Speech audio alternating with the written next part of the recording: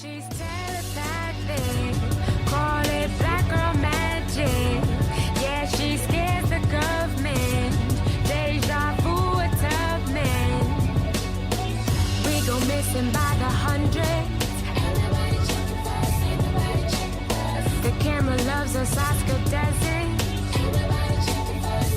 They want us in the kitchen, kill our sons with lynchings. We get loud about it.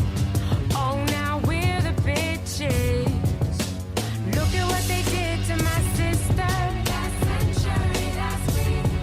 They put her body in a jar and forget her. What up, what up, what up? What it do? I am your host, Shani B, with my girl. Becca. All right. And we are going to start with our sixth. Is this our number 6 episode of Revolution Ready It's Radio? probably 7, but we saying 6 7, today. 6? Okay. All right. So, Becca, we're going to start off with, what we start off with every week, which is the Blacktastic of the weekend. Who you giving Blacktastic to? We're going to go ahead and give Blacktastic to Jeezy and Gucci. What? And Gucci. And Gucci. You heard me. And Jeezy and Gucci. And you want to know why we're giving it to Jeezy and Gucci? Wait. We should play the clip first. We should Go play ahead. the clip. I know. I just did.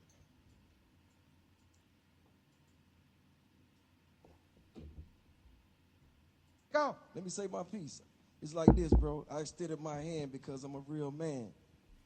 And the shit we came from in the street, dog, you seen it, we've been through it, dog. 20 years. 20 years. And when I said I wanted to do this shit for the culture, that's what I wanted to do, nigga. I brought you here to show you the world care about what the fuck we got going on, because we are the culture. You feel me? Me and you. Where we came from. What we been through, nigga. Us. Me and you. All these kids out here doing what the fuck they do because they saw what went on with us, dog. So this shit ain't about me. This shit ain't about you. You feel what I'm saying? This shit by King Von. This shit by Dope B. This shit by Nipsey Hussle. This shit by motherfucking Pop Smoke, M3. And I'm real enough to do that, nigga, because one thing about it, 2 things for sure, 3 things for certain, nigga. I'm the realest nigga in it. What's good, y'all? So, listen. We're going to give Gucci and Jeezy Blacktastic simply because we don't want to divide Gucci and Jeezy into 2 different classes of people. And because we know that Willie Lynch syndrome and philosophy and structure plays within our community constantly. And we pit each other against each other. And then we pit each other by class against each other. So that we have to make a decision on which one we going to go with. How about we going with both of them? And we hoping that the beef is squashed because y'all finna be people granddaddy pretty soon.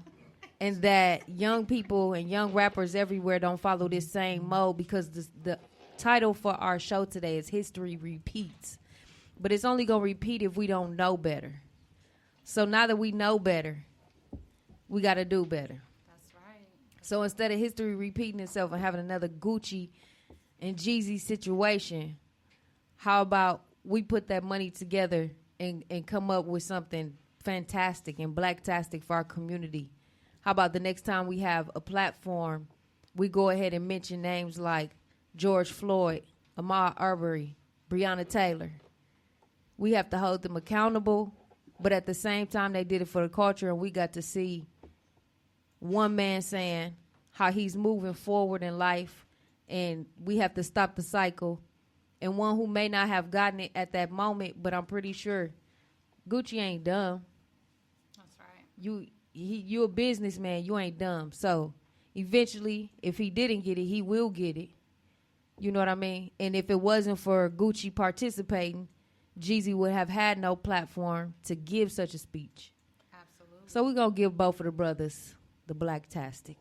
All right. We're a hand clap that. We need a hand clap with that one.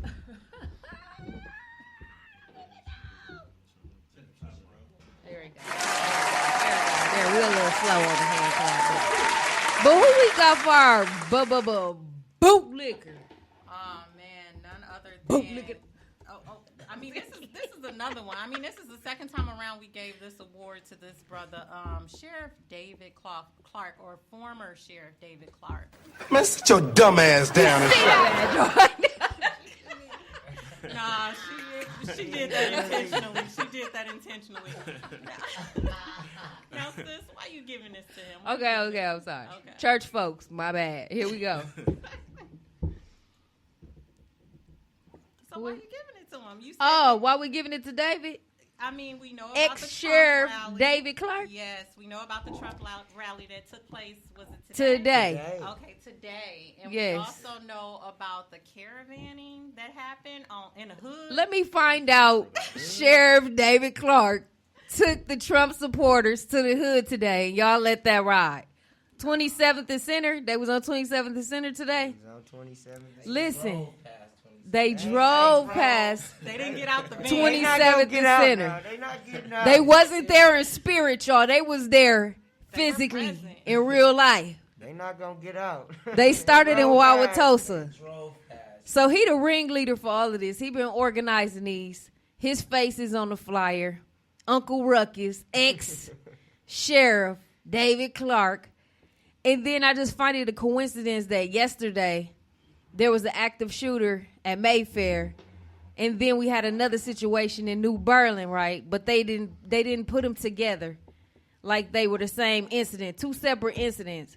Right before the Trump rally, they found the third suspect that they were looking for in New Berlin.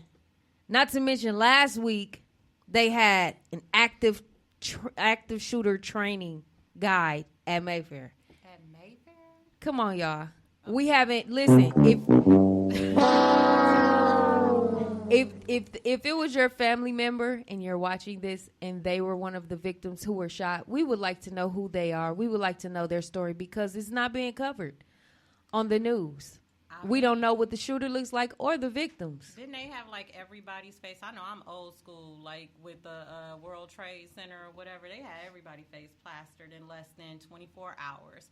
Anytime something happens with within our community, and it's one of us, our pictures are plastered. They put the mugshots. Mugshots, yeah. They don't have video from the mall, which Alvin Cole had a video right away within the next hour or so.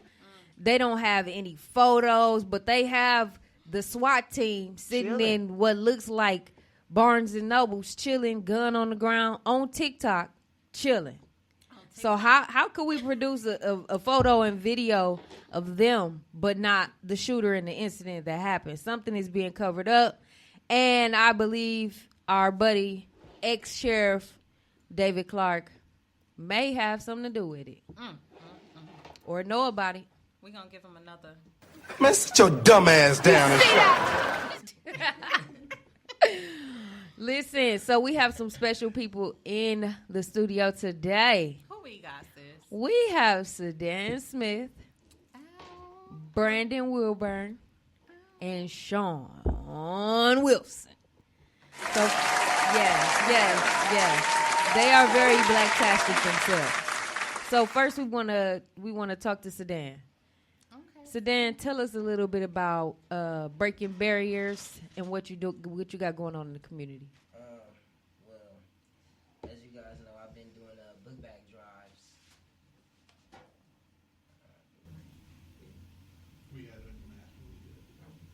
Okay, so I've been doing. Is it on? Y'all hear me? Mic check.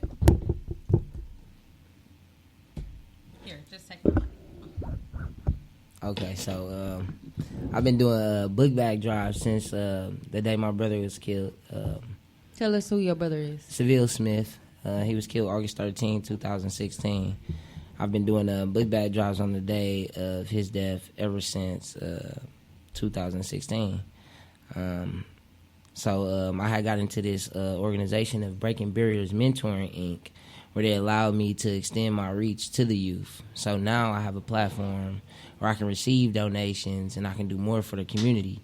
I'm actually the youth chapter president at Breaking Barriers Mentoring, Inc., and I'm the youth chapter president at All of Us or None Mentoring, Inc. With this platform, I'm able to reach all communities, not just Sherman Park. it's also offered me a chance to use a 501c3 to, I guess, receive more donations so I can contribute more to, you know what I mean, our ghettos. And Brandon, I got Brandon on board as the vice president of the youth chapter. And tell us what you have going on for TPR. So we lead TPR, which is the longest lasting Black Lives Matter protest in the nation, non-affiliated with Black Lives Matter, of course. We walk for all lives that have been, all the people who have been victims to police brutality, criminal injustice, everything just against systematic racism. And today was day 76. 176, getting close to 200. 176. So we've been marching for 176 days consistently in the streets. In Wauwatosa, we did marches in Kenosha, Burlington, Went out there. so DC as well. We went to DC. So we go wherever, you know, we feel like the platform is needed, wherever we need to shine some light on the injustice in the world. If we need to go across the world to serve justice, I think TPR can do it. That's what's up. What does TPR stand for the listeners who don't know? The People's Revolution. People's Revolution. Let's That's right. get to the That's right. nitty gritty. Tell us, you have a heart for ending qualified immunity, and I've been hearing you cry that for a while now. Yes. Tell us a little bit about what that would mean to you and what it is. So since the day of my brother's death, I've always thought, what can I do? What can I fight for that would change the world? What can I say that would shed the light on the injustice in the black community from the police department? What can I do to change us dying? What is the bigger picture of how we end this? And it's always brought me to the union contracts of the qualified immunity. Seeing is that they have that in their contract, they can never be tried. And if they are, they can never be charged. So one way for us to be able to charge police officers for their wrongdoing and being able to have police accountability is to end the qualified immunity. So if we get a ban on it, we get it in one state, and if we get it in the state where it's the most segregated, in the city where it's the most segregated, and you know the all-time high rate of black male incarceration, if we can change it here, then we can change it across the board. So I've always looked for the bigger picture in making it happen, and even though we're here, we're small. It's a lot of crime that goes on here, but it's a lot of the police budget is taken away from a lot of resources in our community, so there's no room for change. Hurt people hurt people. So I've always wanted to put an end to the immunity on police. Being able to say that I was scared or I feared for my life was something I didn't want them to be able to say anymore. We're tired of hearing that. You know, you take on a job to be a courageous person, and then you're cowardly at the end of the day. You corner somebody and you kill them unarmed, and then you go on to say, well, you were scared. We don't want to keep hearing that. So if we get a ban on their immunity, you know, even if they say that, that's just a statement. You still can be charged. You still, you know, will have to face a trial. You still have to go against a jury, you know, and you wouldn't be able to stand behind the shield. So. And then do you think that having insurance themselves, like each officer have their own insurance, will be a good compensation for them as well? Well, that goes both ways. See, the thing about that is no matter what, we pay the police budget. So no matter what, in some type of way, it's going to be able to be, you know, allocated in their contract that since they have to have their own insurance, it's going to have to be something that we're going to have to pay for as well. So I think if we just get the ban on their immunity, we can just hold them accountable as regular people. I can't shoot you in the back, and then it's just like, well, you know, it's his job to do that. When your job says you're supposed to protect and serve, but you're out here killing and destroying. So cut the money game. Yeah. Just cut the money game. Yeah. That's what's up. So, like, I was reading the other day, 93% of officers that killed people have not been charged or in prison? Well, that goes back to the qualified immunity, of course, with no ban on that. You have DAs that can take the case and say that they see no wrongdoing, even though they can say that it was 98. unjustified. I'm sorry, 98. Yeah. Yeah, so even if they say that it's unjustified, they still have that ban. They still have that qualified immunity. And that's in the contract. So the police know this, the DA knows this. It's just us, as the people who are affected by it, that are unaware of this tactic. Think a lot of people gonna quit once the ban go on there. Of course, if they join the force to do, just do us bad, then that's not going to be a job for them. If they join the force to be somebody that's tough because they were bullied in high school, that's not going to be the job for them. Wow. So tell us how long you been with Breaking Barriers, Brandon. I've been with Breaking Barriers since like August. We're gonna need you to pull it down. I've been with Breaking Barriers since about August. August, but you've been out here marching for 100. Since like May 25th. Yeah, We've got been you. out here. So what do you? How old are you? First of all, I'm 19. 19. So one of the younger protesters out here. Young soldier. Like, what would you like to share with the people about what you've seen out here, and how do you feel now? Is this your first time protesting? This your first go round? Yeah, it is. Are you in? Yeah. You would do it again if you had to do it all over Definitely. again? Yeah. So where do you see this going?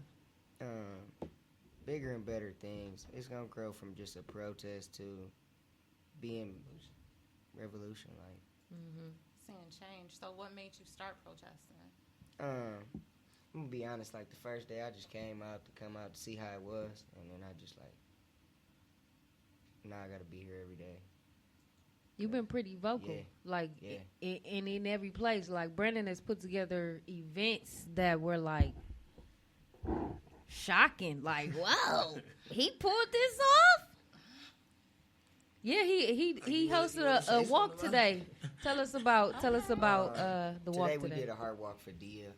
If everybody don't know who she is, we walked through the neighborhoods, and that Aiden matters because he does, and we just want to show that the community supports her, and we stand behind her. Who is Aiden? Tell us about that. Aiden is Dia's son. I don't know if everybody know who Dia Green is. Yes.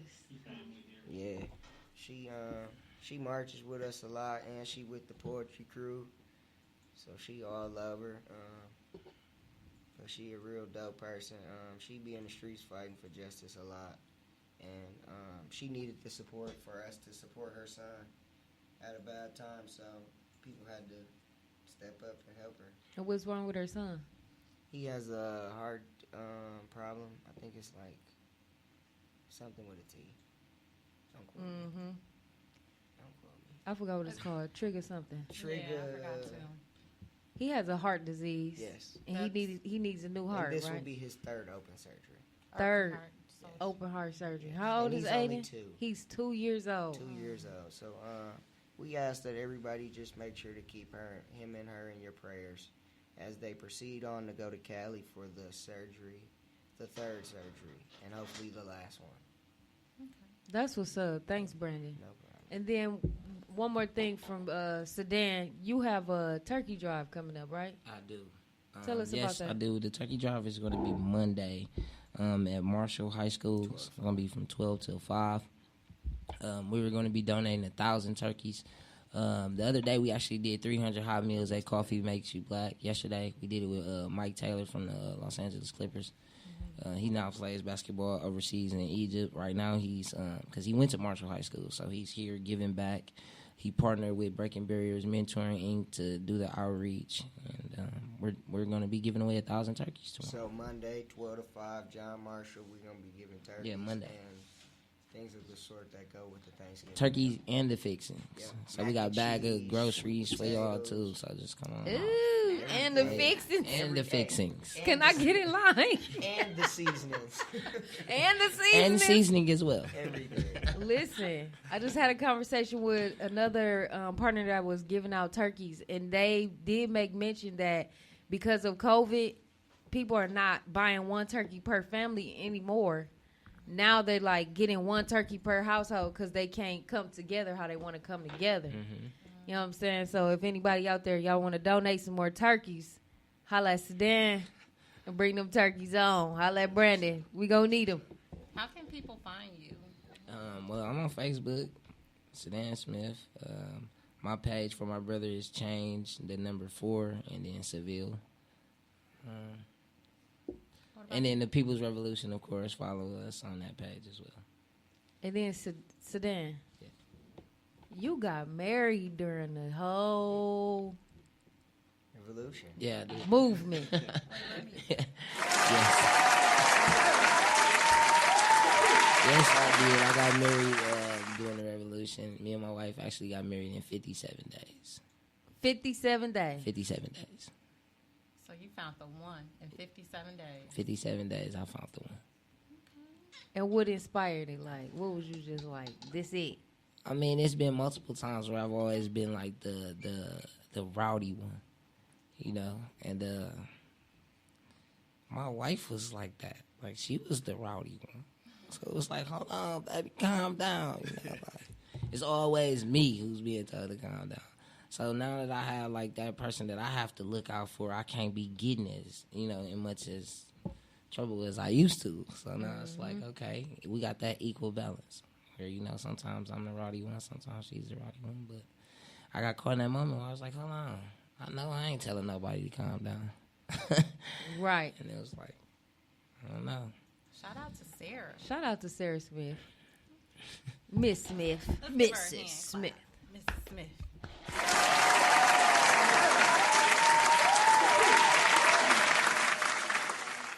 Yeah. Okay. Let's move on to our next Okay, guest. so who's our next guest is? Sean. Sean. On Facebook, his name is Sean Kimmett. Yes, Sean yes. Tell us a little bit about yourself, brother. First and foremost, I'm humbled to, to be,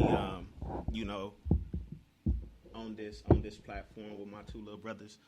The revolution definitely belongs to the youth, as we know, and they are exemplifying that. So I'm definitely, as always, every time, we step on the platform, I'm either going before them or after them, and they always knock it out the park. So I'm definitely humbled and honored to be, continuing to come onto these platforms with y'all.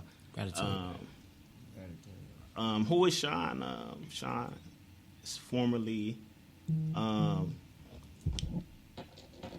enslaved young 17-year-old boy who grew up in a 53206 zip code, 13th and Burleigh, was sent to prison for a total of 17 years. Been home about 4 years now, applying pressure. I'm someone that loves black people. I'm someone who is committed to dismantling white supremacy racism by all means. I'm someone who is working with multiple organizations and individuals throughout the state to bring about this transformational change as a result of me coming into consciousness, while I was held captive in Wisconsin Department of Corrections. While there, I buried myself in the books. I came into the knowledge of myself as a black man. I came into the understanding of what my responsibility was to myself, first and foremost, to my family, my community, and the world as a whole. And I also understood, the harm that I've caused, someone that looked just like me. And so I had to begin to repair the harm that I did to those who look just like me. And it's prevalent in our community. We have a tendency to hurt one another. And that's the reason why we currently are in the plight that we are in, where we see so much black-on-black violence, where we turn on the news and we see a shooting. We see an accident where, a little baby just got ejected out of the car because, our young people are driving through the streets, recklessly. And the reason that they're doing that is varied. It goes all the way back, to when we first landed on these shores, as enslaved Africans, and it's continuing into this day. And so, we're going to continue to scream and shout that our lives matter because for over 400 years, our lives have not mattered. So in a nutshell, I am we. That's who Sean is. That's who Sean Wilson is. My name on Facebook, Sean Komet, and that's a whole nother story. But in a nutshell, I am we. I am one in the multitude, and the multitude is one in me. And that statement stems from Africa, because when two Africans passed one another, they didn't say, "How you doing?" They said, "I am we," because when we look at one another, it was always that recognition that I am you and you are me, and we are a multitude. So that's who I am. Watch out, everybody.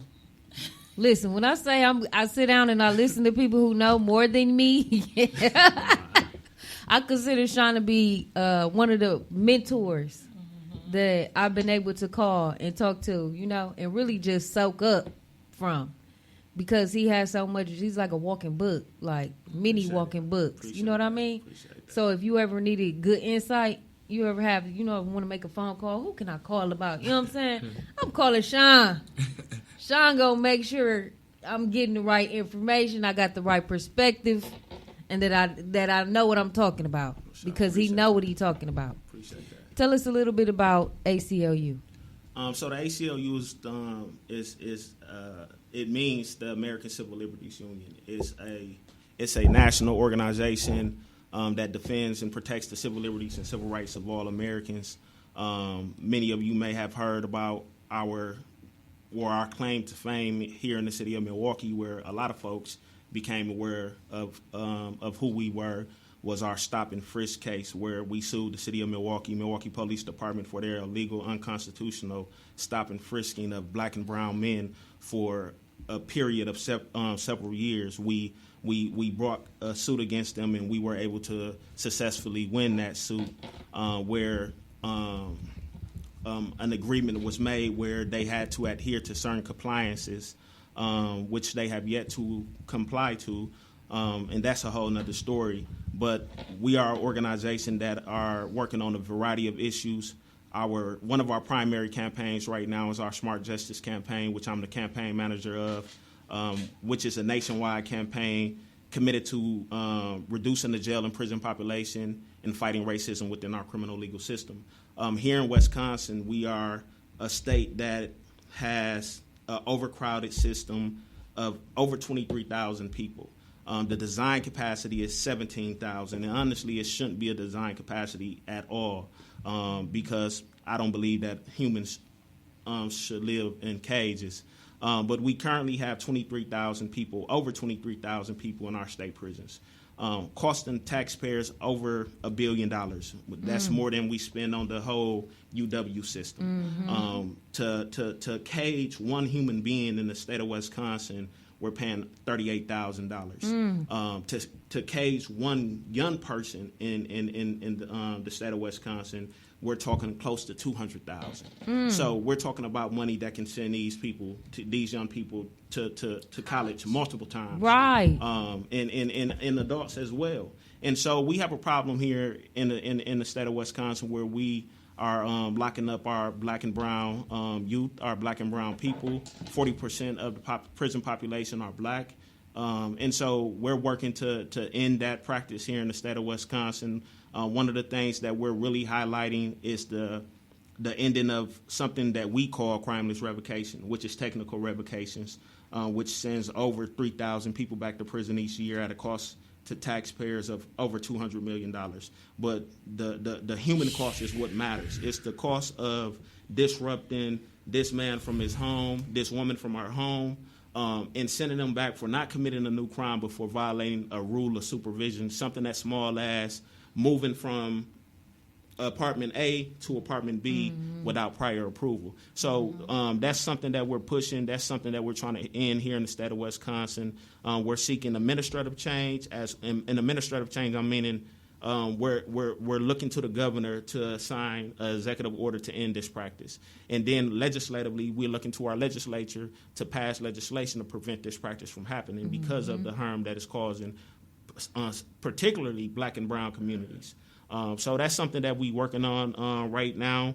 And I'm sure folks have heard about, we're in a global pandemic. We all are walking around with masks. We're practicing social distancing. We're utilizing hand sanitizer, washing our hands. But we're talking about 23,000 people who don't have that opportunity. Oof. We're talking about 23,000 people who are, can't be within 6 feet of one another. It's impossible for them to distance themselves from one another because they are already in a 5x7, 10x13 cell. So it's impossible for them to practice that. So we're trying to get the governor to utilize his executive authority to allow those folks to be released early, who are the most vulnerable folks, who are within six months to a year of being released. We're working on a lot of things. So. How does that tie in? I'm sorry, go ahead. No, you good. How does that tie in trying to get different things passed in, like, say, a Brandon, you know what I mean, as far as protesting and making sure that the two meet and they connect together, and that once the wheel turns and it ends as far as protesting, that now he can jump on another wheel and start moving in the direction of getting the laws changed? Honestly, I think we have to continue to protest. I think we have to be in perpetual protest because we are in a perpetual state of oppression. So our protest should not stop. There's different ways of protest, and my little brothers, they out on the streets beating the pavement and calling attention to, police brutality, police murdering of our people, and that's necessary. And I think, the way that ties into the into what I'm doing is that they're tackling the front end. The front end is that police, the law enforcement. The first point of contact into the criminal legal system is through law enforcement. We've heard about 53206 being the highest incarcerated zip code in the country. It's the highest incarcerated zip code in the country for a variety of reasons, but let's talk about the one as to why they're in the streets, and that's the over-policing of our community. And if they're over-policing our community and they're monitoring us and keeping us under surveillance, if they see us walking down the street and we're not doing anything to cause harm to anyone, but we look suspicious because white supremacy, racism is real, and they've inhaled it. And so when they see a young black person, they automatically assume that they're up to something. So let me pull him over. And of course, our nature is, I ain't done nothing. What are you stopping me for? So any form of resistance can be deadly. And so what the little brothers is out here doing is calling attention to the continued killing of our black and brown bodies without accountability, because there's laws and policies in place that prevent that accountability from happening. All they have to say is, I feared for my life. He reached for something. When I was growing up, you had Amadou Diallo who was brushing his hair and got killed. It's so many cases I can go on and I can go on, but to name those brothers and sisters who have lost their lives is traumatic. It's traumatic because it brings back that imagery, and it not only brings back the imagery, but it also reminds us that these people continue to kill us and get away with it. But we must continue to say their names, because as the African proverb says, you say the name of the dead and they continue to live. So we have to continue to say their names so they could continue to live, so they could continue to propel us to fight against the injustices and oppressive systems that are up against us. That's what's up. And then what is gonna be next what's next for Sean? Just continue growth, continue collaboration. I'm all about each one teach one to teach all. So I'm always looking, to learn. I'm always looking to build. Any and everyone that I come in contact with, I present myself as a student, and I'm willing to, learn and figure out how I can support, how I can collaborate with whatever folks are doing. because at the end of the day, you know, we in this together, and it's not going to take. It's going to take more than one person to dismantle these systems that have impacted all of us. I mean, not only are white people victims of white supremacy, but we are victims as well, because it's in the air. It's in the air that we breathe. And so we perpetuate that white supremacy, racism on our own communities and our own people. So I'm always open, you know, to learn. I'm always open to support and collaborate. That's what I'm on. That's what I'm on. Absolutely. So I want to, you know, just walk through one thing that you said, the 17 years of being incarcerated.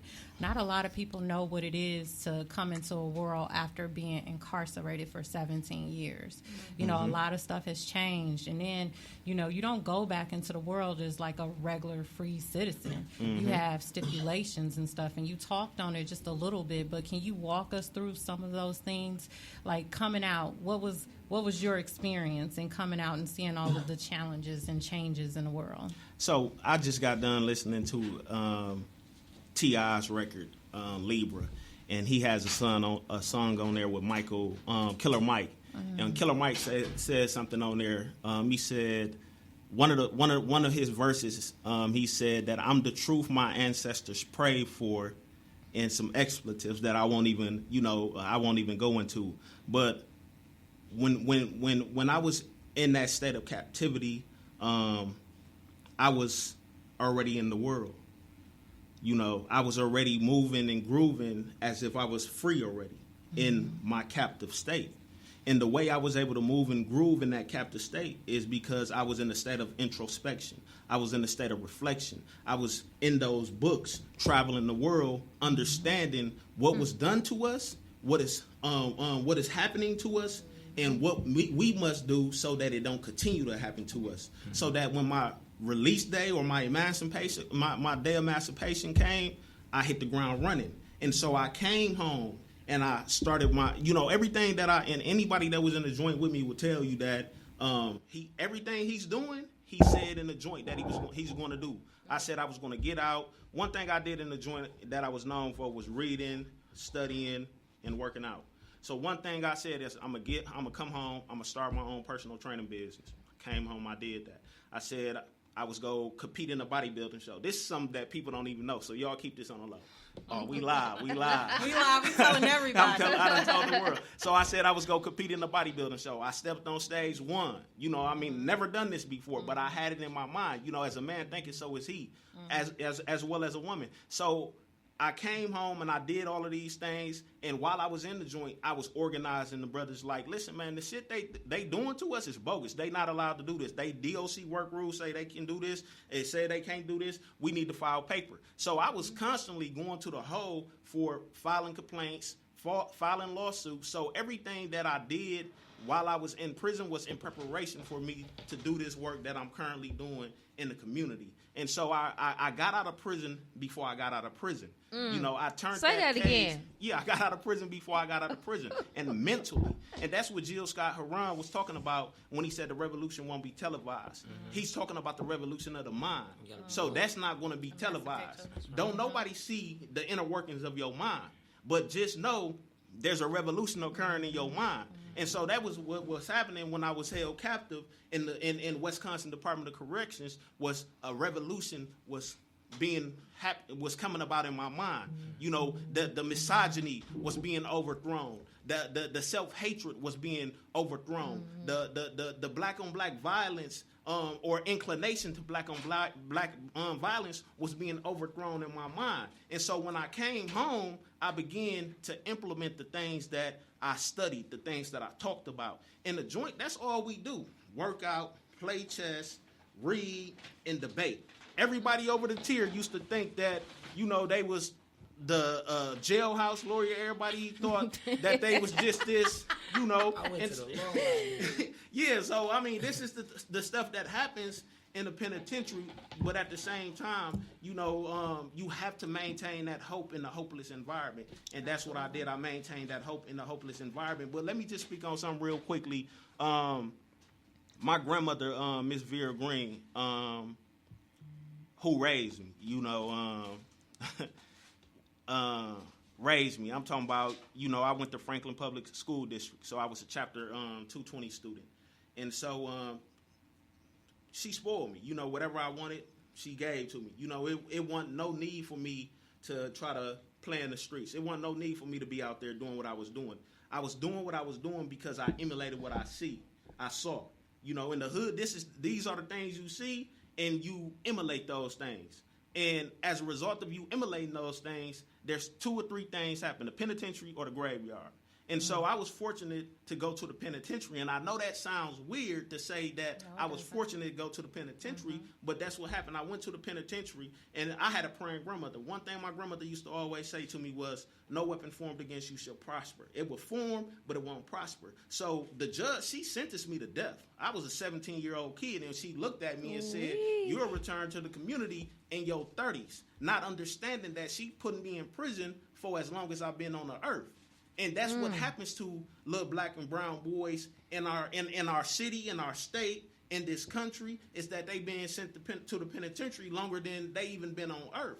And that right there, in and of itself, is a traumatic experience. And when you go to prison, it exacerbates that trauma. They don't address the trauma that you've experienced. It exacerbates it. So when you go to the joint, you have to dig deep down in yourself and come to the realization that this ain't life. You know what I mean? This ain't for you.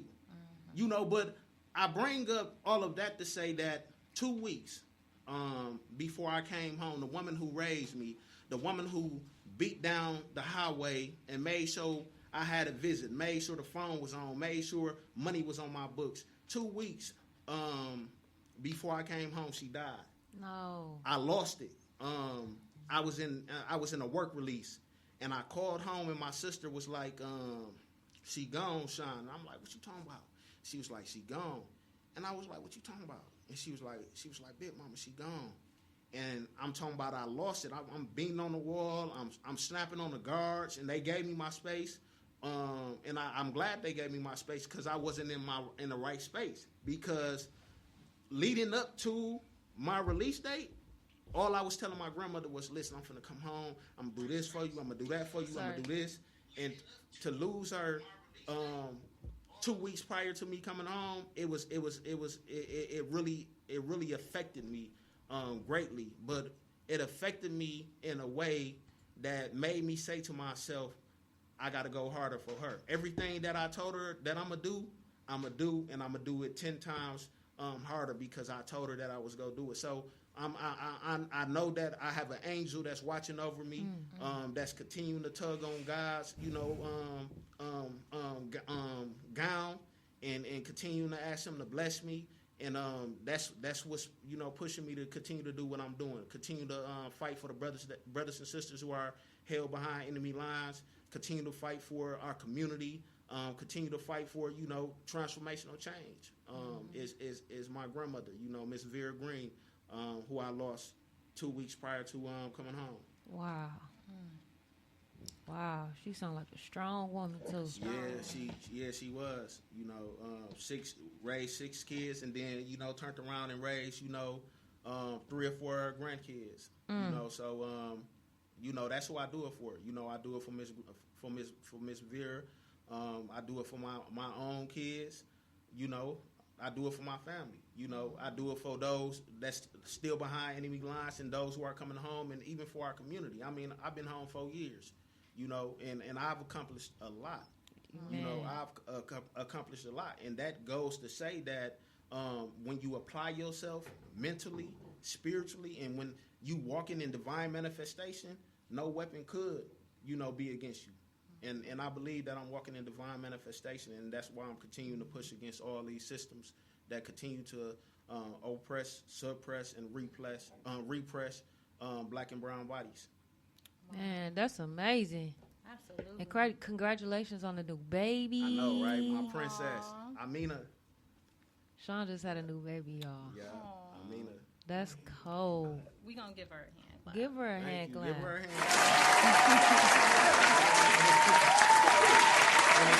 What's crazy is I saw Sedan Pops on this story, and I was like, damn, this is a small world, because his sisters actually live down the street from us on 13th and Burleigh.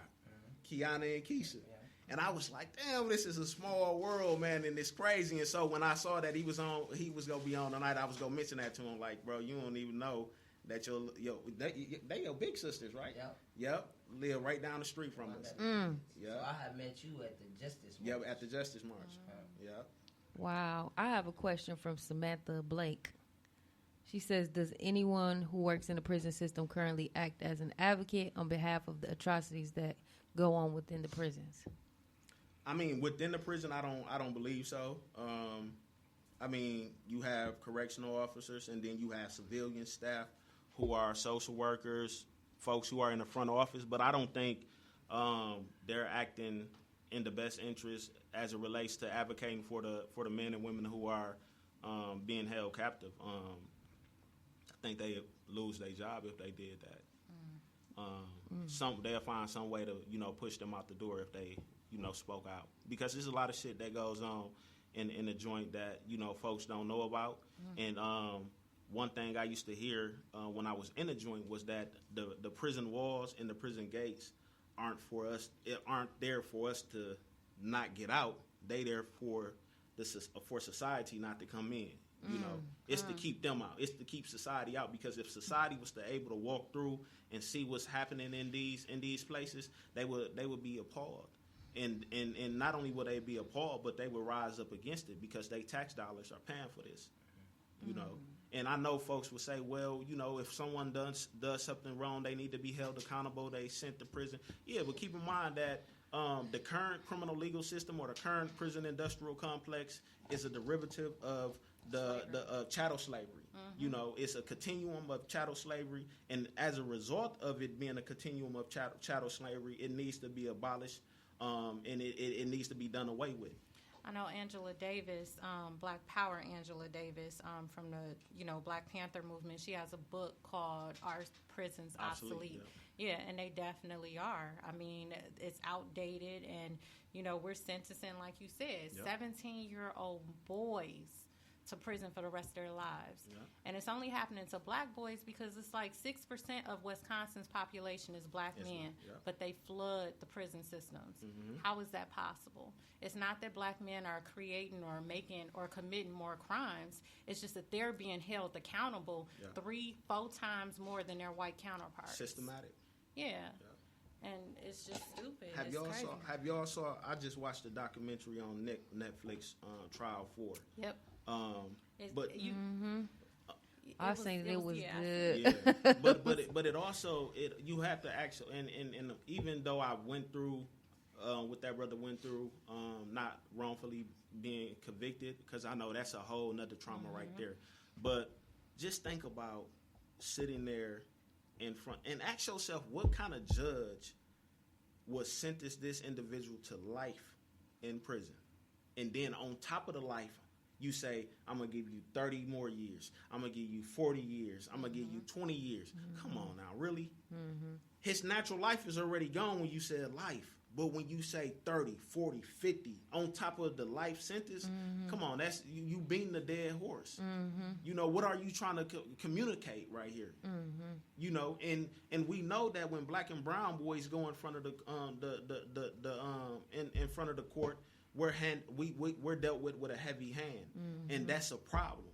And it's a problem. It's been a problem, and that's why I mean everybody should be up in arms. Everybody should be up in arms, because right now in America is a slave-holding country. We have 2.3 million people on any given day held in prisons and jails throughout our country, and we are a slave-holding country, and everyone should be upset. The way that we are upset about our black brothers and sisters being killed by law enforcement, we have to have that same anger as a result of these judges killing our black and brown brothers and sisters and sending them to prison for time. What Boosie say? Who was it? Boosie who said Plies, who said the judge gave that boy 100 years. He don't even know what that time mean. 100 years. How could you comprehend 100 years? Start messing with your spiritual psyche and think you going to hell. Yeah, like come on, man. Somebody wants to know if you've seen the documentary 13th on Netflix. I have. Is that Sarah?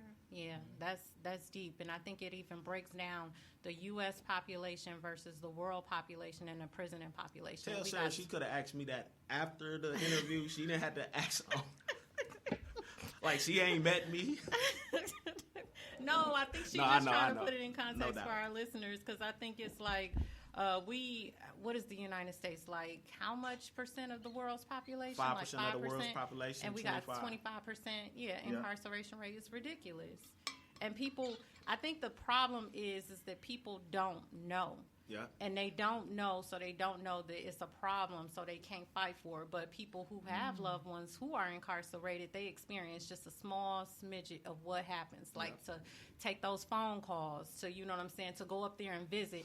My brother was incarcerated in the federal prison in Chicago. Yeah. It cost me $300. You know what I'm saying, to see him, $200 to $300 because he liked the chicken.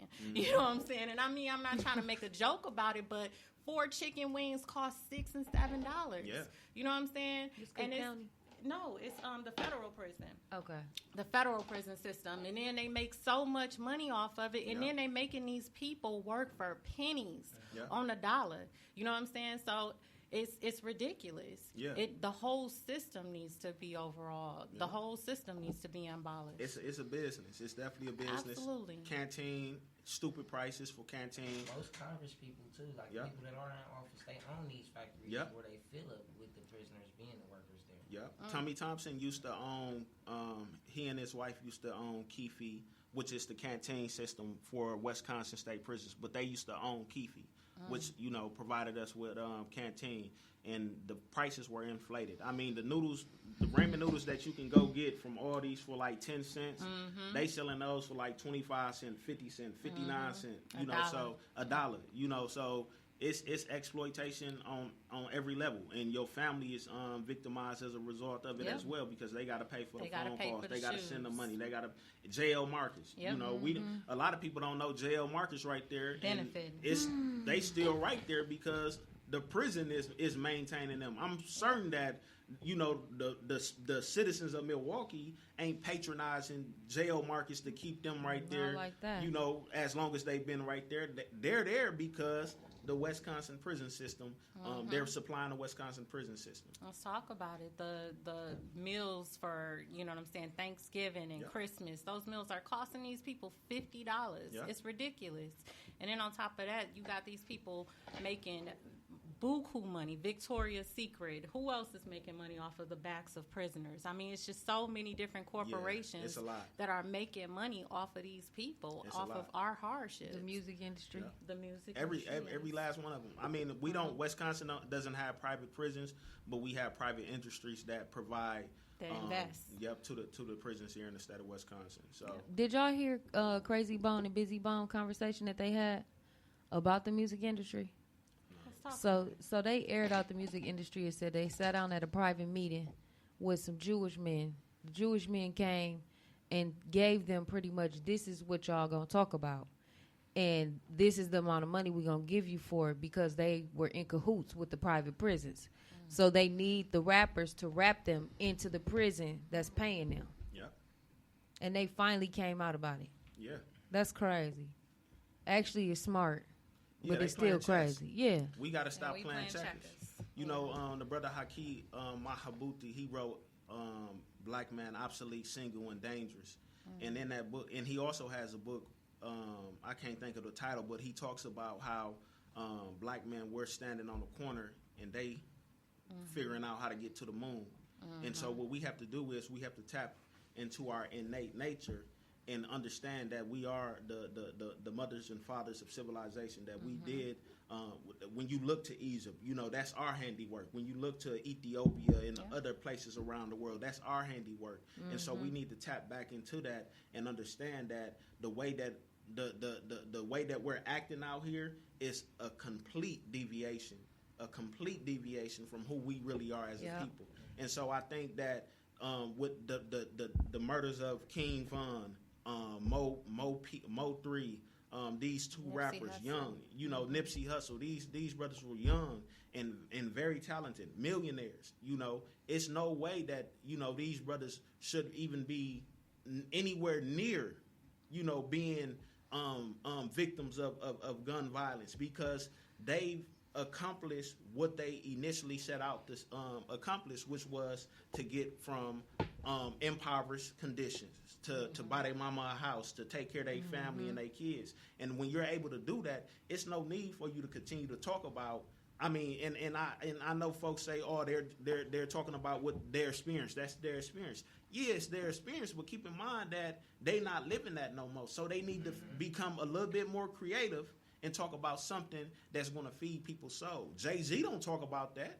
He talk about it, to a degree, but he talk about it in a way that he talk about it fleetingly.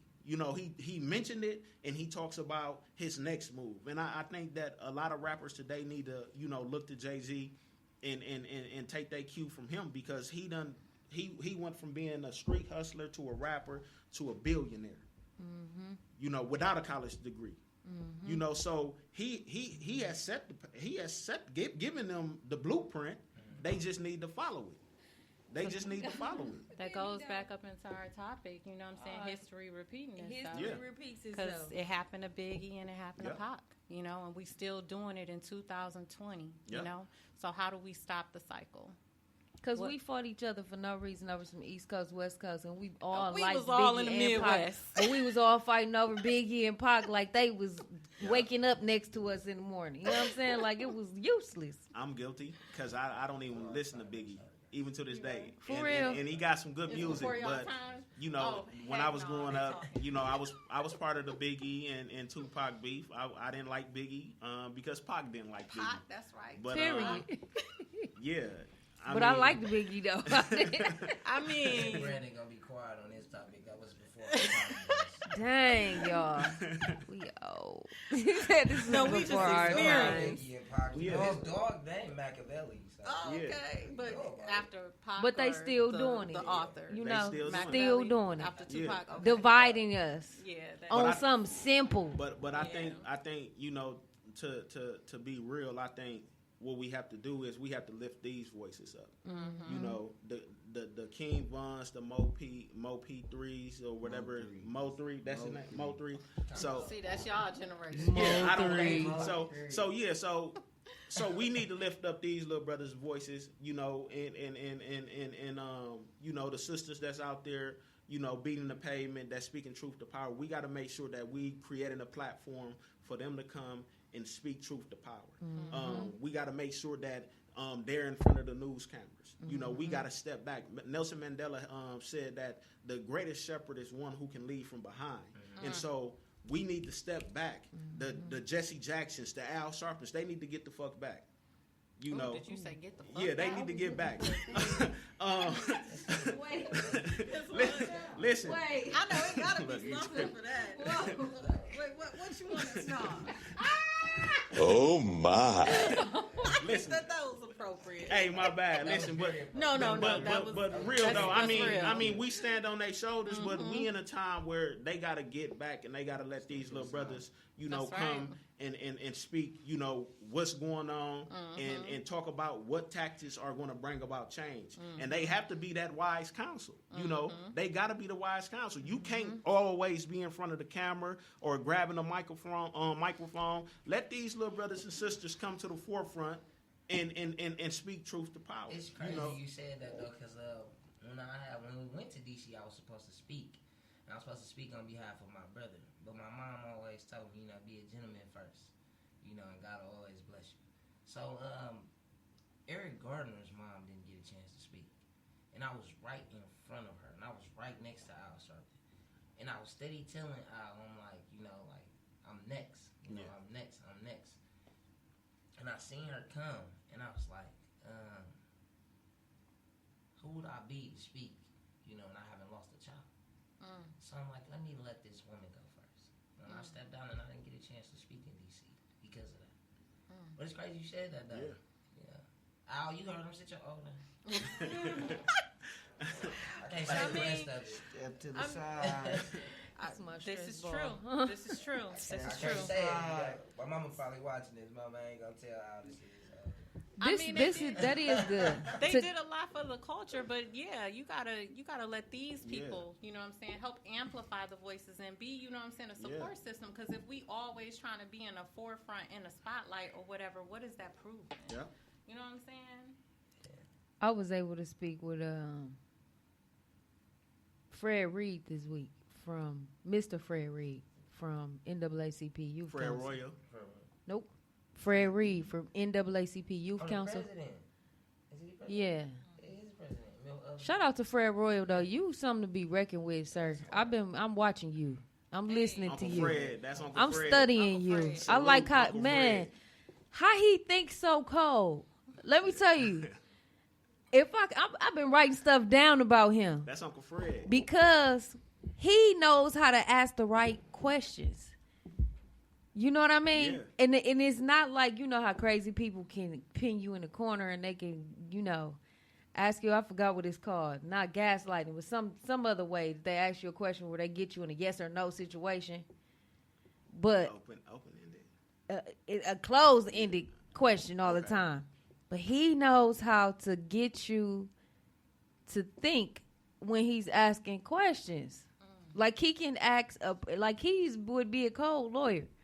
He can ask cold questions. And I just was like, let me write this down. Because this is good. Like, he's very intelligent. Yeah. He's very intelligent. Yeah. Like, you got to be a little quicker Yeah. sitting around him. But I spoke with Mr. Fred Reed. I think he said he was 83. President of the NAACP Youth Council. He was around with Father Grappi. And what your story reminded me of the advice that he had given me a while ago. And him being 83, he's like, listen, I done retired. And I'm like, you can't retire. You retired, but you can't leave without pouring what you got into me. Like, I need to hear what it is you got to say. And one thing that he said was, God can't catapult you standing up. It's going to take for you to be low in order to do that. If you want to push something out there real far, you don't have it in standing up. Yeah. You get it down as low as you can, so poof, it could take off. And your story reminds me of that. And when putting into mind young people being able to speak, right? We would love it. But you got to know what you're talking about. Yeah. And then leading from the back, that means that you have to allow people to pour stuff into you in order for you to move to that. Don't let history repeat itself. Take somebody else's experience. I'm a book. You read a whole bunch of books. She's a book, though. I could bypass a lot of my time sitting here just listening to her. Yeah. She is the book. You know what I mean? Yeah. You a book. I could learn something from you.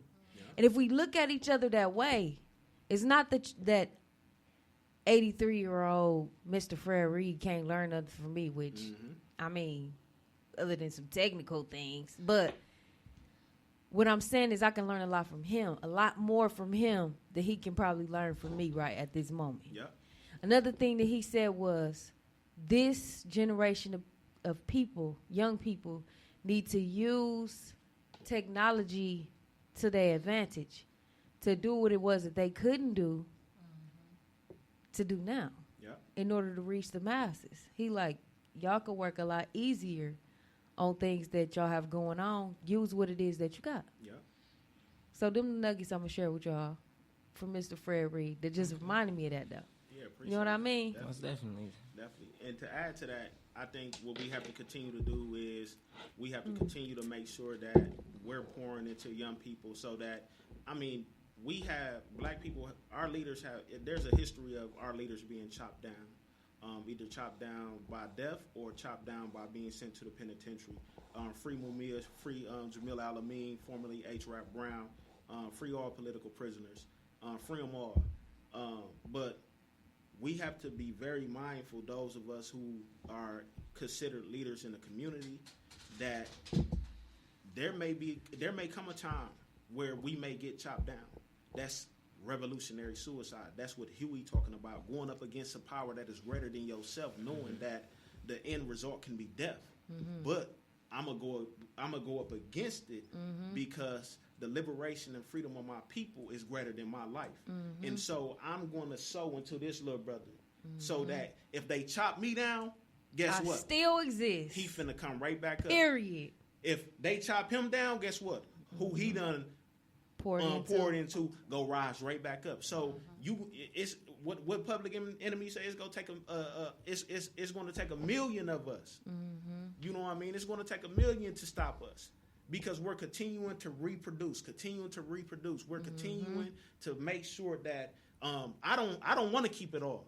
I want to let me get this up out me. You know, and he has his own way of going about it, and whoever he pour into is going to have their own way of going about it, and that's how the movement continues, and that's that perpetual protest. And the reason we got to have that perpetual protest is because we as a people have been perpetually oppressed in this country and throughout the world, and so we have to continue to apply that each one teach one to teach all. We got to do it. So have you guys ever heard of a book called Breaking the Curse of Willie Lynch? I think I heard that book. That is like one of the best books I've ever read in my life. Yep. And the author tells you to read it from the front and then from front to back and then back to front. You know what I'm saying? And he talks about stuff like this. He talks about, what the plan or the roadmap should be. Yeah, generational curses. What the plan and the roadmap should be for emancipating ourselves from mental slavery. Yep. Because it all starts with us. It all starts with, the way we condition ourselves and the way we think. Yep. But it's a dope book. They talk about generational wealth. Let's talk about generational liberation. Let's talk about generational liberation. Let's talk about that.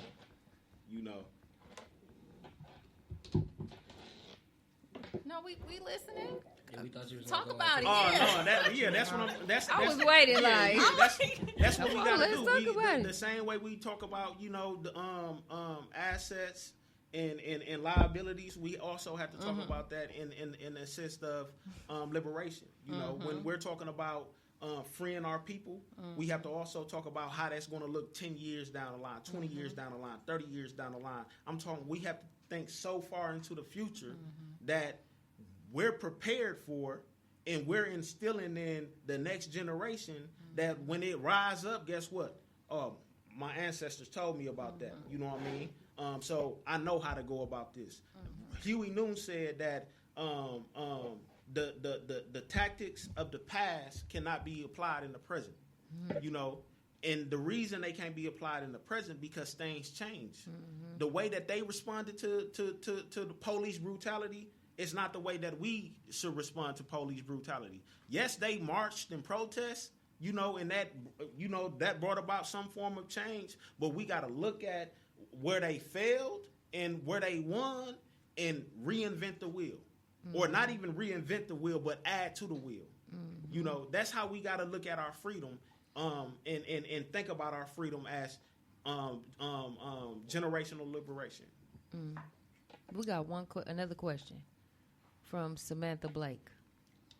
She says, do you think prison documentaries and shows on incarceration should be banned as a form of entertainment? It seems to glorify misinformation. It should be a ban on things bigger than that. What about the footage of black men being killed on the news, broadcasted for the world to see? That's something that should be banned. Think about the police dogs that die in active duty. They don't even show the footages of them being killed. They're deemed too graphic to be seen, but we can be seen all over the world with a knee on our neck. Yeah, you can show George Floyd. Speaking of banning, listen, they need to ban this new COVID movie that's finna come out on Netflix. They out of order. Yeah. It's called COVID 23 or something like that. I don't know, but they talking about COVID 23. The trailer is horrible. Capitalistic society, we always looking for ways to capitalize off something. It's still people grieving and traumatized. That's how they go do it. I think that we need documentaries on what the hell these police committees that review police shootings, what the fuck they are thinking. What they doing. and what they're doing. What process are you going through that makes you conclude that this officer did not have a trigger finger? We need to let's put that on Netflix. You know, let the people see the steps. Yeah, let the people see the steps that you go through to come to the conclusion that you just came to when it's obvious.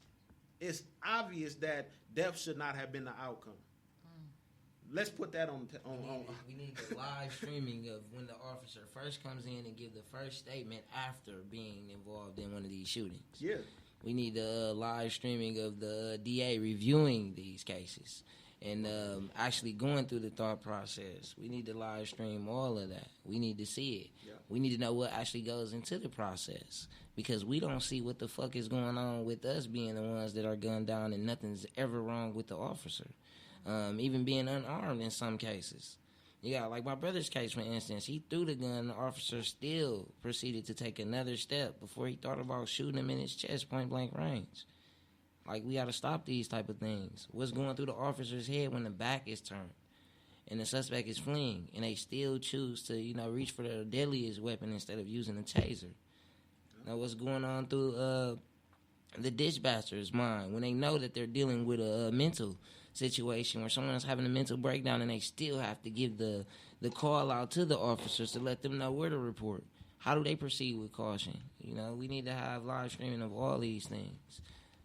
Wow, I didn't even think back to the dispatcher, though. Yeah, That's something brand new for my mind right now. I put everybody in perspective when it comes to the actions of what happens with police, especially accountability. Accountability goes to who's ever involved. I mean, from the smallest person to the person to the person who's out of control. You know what I mean? No matter what, we have to have situations where the police respond in a manner of where they feel like they're going to bring it down a notch. Instead of them feeling like they're always going to be able to just control the situation without any de-escalation tactics. We have to have that be the forefront of, policing, especially in our black communities. 9 times out of 10, we can talk with our hands. And this can be something that's considered a harmful gesture for people who don't know us. And it's also considered to be a threat if you get loud. That's not disorderly conduct at the end of the day. Some people, they're just used to that. Like that exciting energy is something that if we have these officers that are like, okay, we're willing to listen, let's just calm down.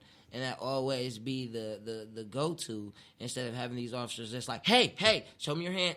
Why are you yelling? We'll be able to get somewhere. We don't have any community relations with the police at the end of the day. You got people that respond, and the first thing that they do is unbutton, the clip over the gun. That's the first thing they do. As they approach you, they hold the gun. And then protest the world. They clicking the tasers. Yeah. They putting a flashlight on us. They throwing tear gas. They do all of these things unlawfully, but then it's always us that's broadcasted as the criminal. They are really antagonizing. The provocateurs. It's crazy. It's definitely crazy. And then you have people who talk about not, defunding the police and stuff like that. So, Sedan, can you explain what defunding the police is before we actually leave? I know we close to closing time, but I just want our listeners to understand when people are asking, the protesters are asking for the defundment of the police department. What does that entail? Okay, so that entail comes with the debate against abolishing the police. Understanding that we do need police in our society, we need to understand that if they're not going to do the job right, then we should not allocate funds for them. At the end of the day, those funds could be going towards something as far as what could make the situation better.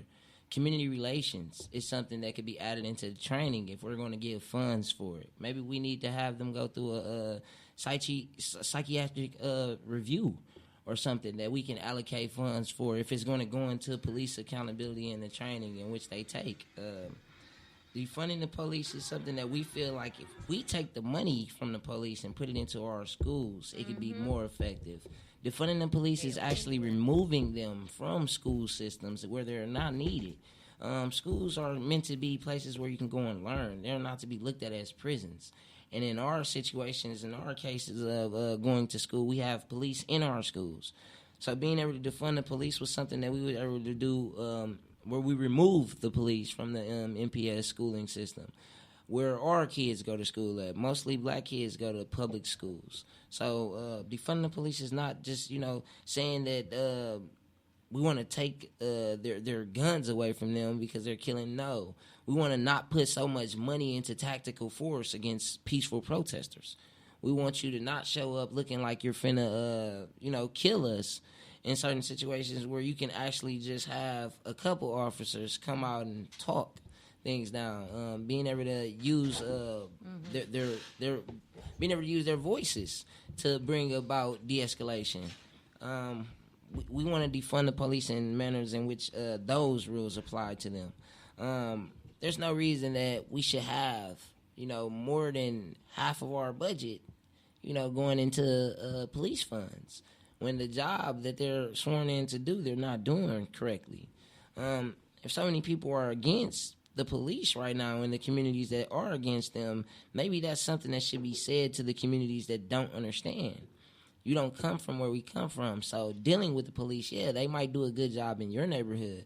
But for the people that say that they're doing something bad, it should be a review that goes into these things. It should be a reason why you want to know why we want to defund the police instead of looking at the actual meaning of defunding the police. Seeing it as something like, well, if y'all defund them, then they might not do such a good job protecting our neighborhood. That has nothing to do with your neighborhood at the end of the day. You're not being victimized by the police. We are. That's right. And only 5% is coming from violent crime anyway. That's right. How about we defund the police and we figure out how we can keep COVID-19 contained in jail? How about we defund the police and we put more healthcare workers in jail, dealing with people in the containment of the virus itself? We don't have a plan for evacuation, but they have a plan for evacuation for the dogs. In natural disasters, and just as well as this one. And when that's something that needs to be, we need to talk about these things. The funds can go other places. Like reallocating the funds towards mental health, reallocating the funds towards school systems, like reallocating the funds. So defunding the police just represents, reallocation of funds. Yes, that's exactly Quick what shout we're out to saying. Cox, Kovac, and I don't know how to say her name. Zimarippa. Voted no on the cops act. Yeah. Well, they voted against. Okay. And then we have 2 that voted for in receiving the grant Who are they? for the No shit, I like orders. who voted On October 28th, the Finance and Personnel Committee voted against accepting the grant on the 3-2 vote. And they were also, shout out to Malele. She gonna definitely be a Blacktastic coming up soon. Yes, But I love Malene.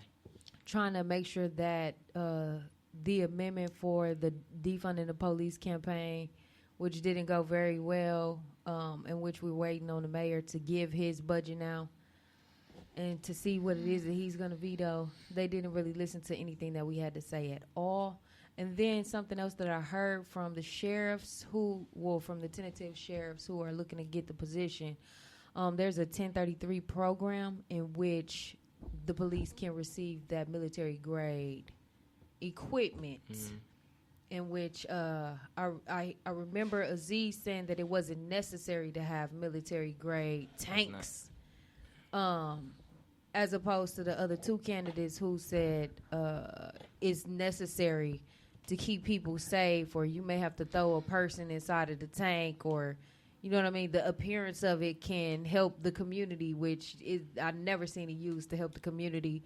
And it's These unnecessary. intimidating And they're factors. saying, well, they don't shoot out at people like military grade tanks do. But what they need to stop if doing. they don't carry all the equipment that the military does, why do they have them in the first place other than intimidation?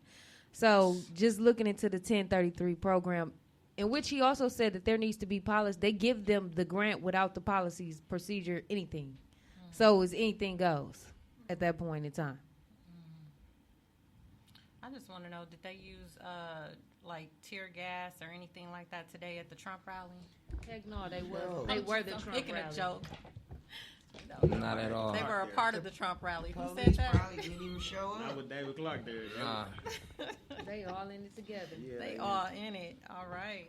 Well, Becky, you got any other questions, anything like that?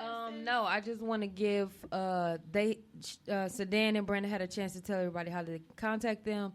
I want to give Sean an opportunity to let everybody know how they can reach you. Yes. Absolutely. You can follow me on my social media, Sean Komet, Instagram, the fire this time, the fire _ this time. And you can also, check out our ACLU website. You want to get involved with our Smart Justice campaign, check out our website. I know this Tuesday, Expo, ex-incarcerated people organizing. They're going to be having an event outside the governor's mansion to bring attention to the COVID crisis in prisons. Check them out on their Facebook page, see how you can get involved. If you do go to Madison, stay in your car because more than 10 people assembled, you can get a ticket. Wow. Yeah, so. Okay, and then if you guys, we're going to wrap up right now, but if you guys want to get in contact with us, you can email us at revolutionready.wi@gmail.com. If you would like to join our mailing list, you can go ahead and drop your email in this live, and we can get back to you. We will see you next Saturday at 5:30 p.m. Also, if you would like to send a donation, you can hit our Cash App at the $ Revolution Ready. And y'all, thank you for coming on. Shout out Dia's event. Shout out to Dia. She got another event? No, Her she. Cash App for Aiden. Oh, yes. Yeah, I be getting her Cash App wrong. Let me see it. It's Aiden the Great. And it's Aiden the Great. Listen, Great spelled if you want to G-R-E. donate to Dia Green for Aiden's heart surgery, it's money sign AIDAN. The Great is GR8. Y'all, let's take care of our sister. She gonna be out in California for about 18 weeks in order to get a new heart for Aiden. So let's look out for her as a community. We love y'all.